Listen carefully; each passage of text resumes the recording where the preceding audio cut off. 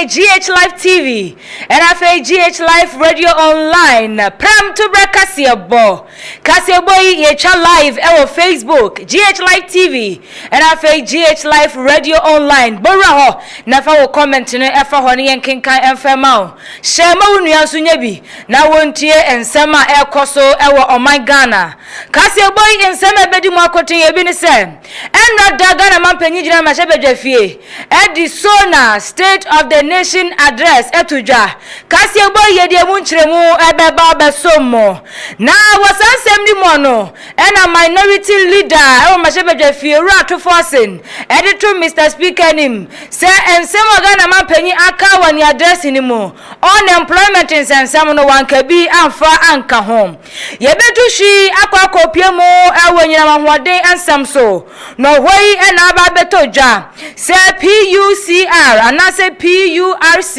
edi aba betoja say die electricity tariff a womo edi atoto ina mahoden so na ebi no womo eba betetu say hu amagana de share ho atumi aheha womo insemi ebi eka ho no samufu asem krojen ye de be so mu say Ghlife TV na fe Ghlife Radio Online pram to Kasiebo midin ed nana achua akoma amwako Kasiebo no emu nchemu nie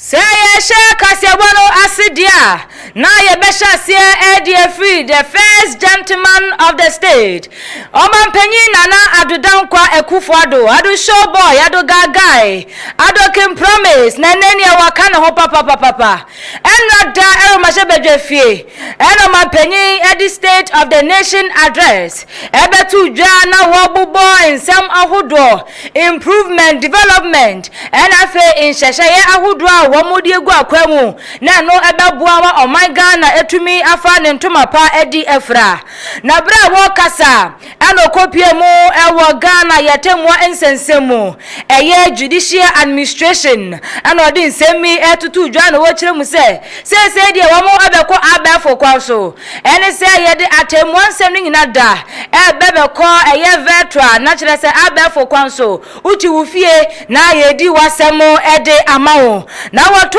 nsem se fiti afi 2020 bra wodi inhyehye bi egu akwamu se womo ebesisi edan ahodo anase court dan ahodo na aboa amatemu adwumadie no nso no etumi akonkan no enenu wo kire mu se womo de edan mako oha enesi wonani so se womo ebesi na aboa ama judicial administration nso entumi akonkan na bra na wo kasa no di tu dwa se afi 2024 January bosomi ena wotimi ebie emu aduasia enso 67 ano ene mini wu kasei eye adwuma enya asem ketwa na woto ane nsem so se womo ehwe ni mo se emu edumienu so no eye February bosomi nko na wie yenso no na womo ebuebue kama ama lawyer for ni judge for etumi akwa mu aye won adwuma oto aso esan editu dwasem emu eduenu ba ko aka no wo hwe ni mo se me bosomi no beko na wie ye no na no so no omasisi awie apa hontoma ama mudwumadie so no etumi akọ enkan na nsam no sei eno wadi tujwa. Mr. Speaker, I'm pleased to report on the progress we're making in the administration of justice. This past year, a total of 76 judges and magistrates were appointed. They comprise the new Chief Justice, 2 new Justices of the Supreme Court, 23 new High Court judges, 29 Circuit Court judges, and 21 new magistrates. 262 staff were recruited to address some of the human resource gaps created because of the newly established courts throughout the country. In January 2024, 3 additional justices have been appointed to the Supreme Court to replace 3 justices who have retired from the court. We've made unprecedented progress in the provision of court buildings and residences for judges around the country. In 2020, government set out to construct 120 courthouses with residential facilities nationwide. As of 31st January 2024, 67 courthouses have been successfully inaugurated and are in use at various sites around the country. 12 completed projects have been slated for inauguration by the end of this month of February 2024. The remaining 21 projects are at various stages of completion and are expected to be completed and inaugurated before May 2024. In addition, 121 residential units have been constructed for judges throughout the country. Further, 20 fully furnished 4-bedroom units, together with social amenities, have been constructed for justices of the Court of Appeal in Kumasi. The project is not yet complete, but we have done enough to be able to say that we have resolved the problem of the disgraceful state of court buildings. Na Ghana man penyi anusi ya watu nsam so ena wase digital agenda no say uba onu na memomu a digital administration anase digital government na kire se bibia wo ye bia womo edefa abefo kwan ne so na no ana wo kire mu say de ni aba beto dwane se Dr. Mahmoud Bawumia awo no ye frankatuni di ma MPP amanyoko omampanyi abede kire na Ghana mampanyi bone samrane na wo boni dimpa na wo di awurisi ewo mrahye bedwafie anu wodi tu dwase se wo fre bibi se performance tracker na sa performance tracker no Dr. Mahmoud Bawumia na bepa ho ntoma na no aboa amagana de hye nyinada etumi ahwe ataki eye ekwan ahodo a aban no beyi wo man ni mo enu tinu nya fa wo fon na wakwa befu tintan bi so se eye poye mantem kwantempo no wo ya wodi ane se wo bo no wo hwe contract ne hwan ye de ama no contractor ben ene eyi kwan no kwan no akwakosi sen sika bempa ne ye de ahye mo wo kire ma performance tracker se Dr. Mahmoud Bawumia ba bepa ho ntoma ewo akwan ye project yi ho no ade ebebo papa ama kuntabon so no etumi akonkwan wei eye abafo kwan so ane wode efa nsem no sei nete called the last year during the message on the state of the nation. Faced with a similar problem about road projects, I came to the House armed with a fat book that had the details of the road projects around the country, and all honorable members were given copies to go through at their own leisure. I haven't heard anybody point out one. This year, we're taking things to a higher level. This government, after all, is the digitalization government. And the man who has led the entire digitalization process these past 7 years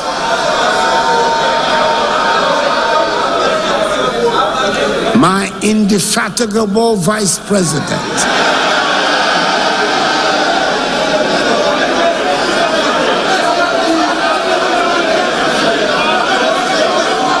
Dr. Mahamudu Bawumia, Dr. Digitalization, the MPP's excellent presidential candidate for the 2024 election.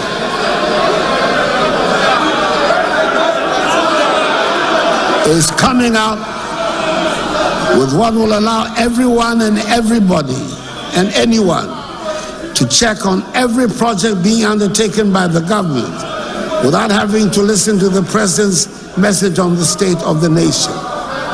We are calling it the performance tracker. You can check and satisfy yourself about the status of the projects and their location. And you could stop by and make a physical inspection if you were so minded.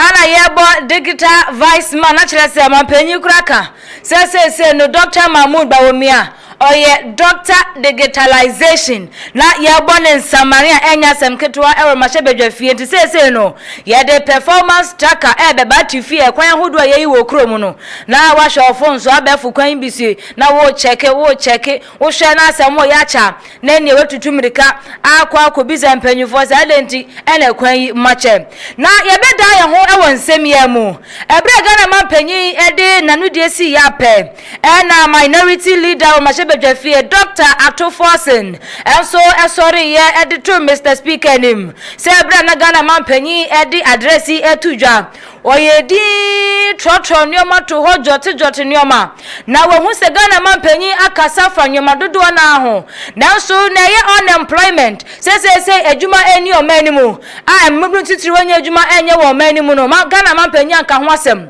o mampanyi amba mfa ho kra na wachire mu se o hwe Ghana se wana watifie pa wonya enyuma anye na wo mu edosu ye papa say anode to Mr. Speaker nim.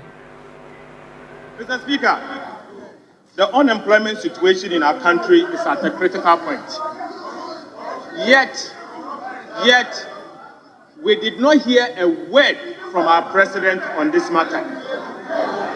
Mr. Speaker, out of 33 million population, only 11.3 million are employed. This number includes peasant farmers. Mr. Speaker, the difference between the 33 million and 11.3 million is what I call ninja. No income, no jobs, no assets. This means that 2 out of every 3 Ghanaian is unemployed. Mr. Speaker, 30% of our youth are jobless. And about 4.5 million Ghanaians plus, employable Ghanaians plus, are outside the labor force. So, Speaker, this simply means that this number have simply given up on their search for jobs because of years of frustration and disappointment. Mr. Speaker, the state of our nation is hopeless. No wonder that an ordinary Ghanaian, including professionals, are now Ora Atoforsen anusi ya pen or sign edit to us so say ushe eye omampanyi na adodankwa Akufo-Addo ni appointment as say wafa Ora Ken Oforiata say wono enembe ye presidential advisor na senior presidential advisor say appointment o kasafa ho papa wo kire manya ne kwanso ano no ni nsem ni say netie. Finally, Mr. Speaker,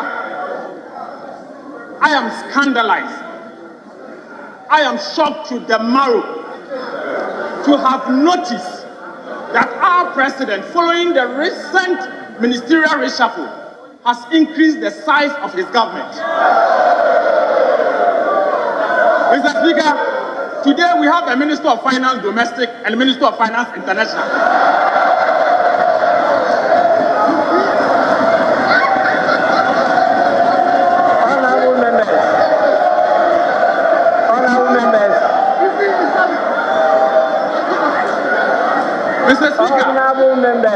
Mr. Speaker, $1 today is 13 cities.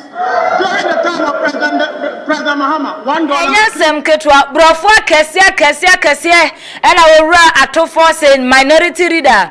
Edi atudwa na kire se wakama mahebedwafo ekura sere na kire se brofo no wanti bi krada Ghana mampanyi na tuhoi eno no so anwanya na digital vice man so na ni age ne ho ade akese brofo kesia pon Ora Atoforsen eyi atoho no enye asem kuma na yebeda ye ho akwakopiemo ewanyina mahodimo na no eye Public Utilities Regulatory Commission ayeti eyetwaniti awa aye no PURC ena den krata tin bi ababetu abonten na krata no ebo manie sesese no eye residential consumers awomu womita no eye 301 kilowatt per annum safo ni nyina da womo ebetete electricity tariff edaso no say hu na womo tete so 6.5%. Na no aboa ama wo ho atumi ahehan na sene large bebu aye dendenden na bosumi bia ekoba amanfo ka na eka sua na ganafo esuno wo kire mu se womo ba betete so kama pa na aboa ma wodwumade nso no atumi ahehan omo eye residential consumer womo no wo mita no eye 301 kilowatt per hour womo ene ye bete so 6.5%. na krata no etwa so eba amane se bosumi ye ba beremi ne esan etosu biemu eye April bosumi ne da edikan ekwa ede kopem eye June bosumi ne da etosu eduasa ewa fin pinu eduenaimu ena wodi dwumadie no ebe hyehye so eti ebe effective efiti April bosumi ekwa ede kopem June bosumi na wie yenti wei ene amanebo eye Public Utilities Regulatory Commission PURC amu omanimo ede ababetudwa na krata no koso abamane se amanfo dodo na ekire mu se wo mita no between 0 ede kopem 30 kilowatt per hour no amanfo kekasa wo eka ho wo kire ma safo ni nada enka ho eti electricity tariff 6.5% reduction no eko ede ama residential consumers wo mita no 301 kilowatt per hour nyina mahwadin semiso yamfa Ghlife TV GHLife Radio Online. Pram to breakfast eboni da NC. Insemi se woko GHLifeonline.com ubenya bi akenkan kama. Nana kwame ene de yen eko Abel Fontaine tankese no so. Na ye twa live nso no ewo wo kasa fidie so. Midin ede nana atwa akoma amwakon makramo.